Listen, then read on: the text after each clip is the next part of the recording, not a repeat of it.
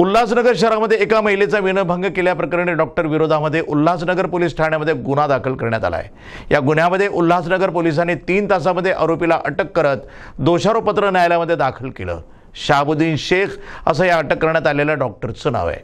पीडित महिलेच्या तक्रारीवरून उल्हासनगर पोलीस ठाण्यामध्ये विनयभंग केल्याची तक्रार दाखल करण्यात आली आहे। गुन्हा दाखल होताच पोलिसांनी तात्काळ डॉक्टर शाहबुद्दीनला ताब्यात घेत 3 तासामध्ये न्यायालयामध्ये दोषारोपपत्र दाखल केलंय। नमस्कार। आज उल्हासनगर पोलीस स्टेशन अंतर्गत ही तक्रार आम्हाला प्राप्त झाली होती। त्या अनुषंगाने त्वरित तक्रारीची दखल घेऊन आम्ही गुन्हा दाखल केला होता।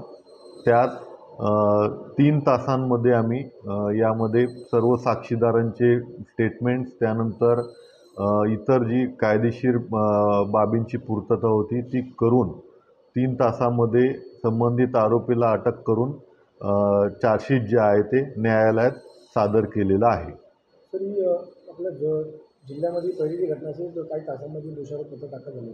बरोबर आहे। आमच्या झोनमध्ये सर्वात कमी कालावधीमध्ये सदरची जी घटना घडून गेल्यानंतर कमी वेळेमध्ये चार्जशीट करण्याची पहिलीच घटना आहे। सदर आरोपी पीडित महिलेशी एकत्रित काय प्रकरण?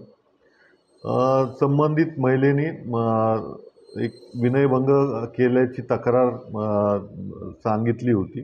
त्या अनुषंगाने गुन्हा दाखल केला होता।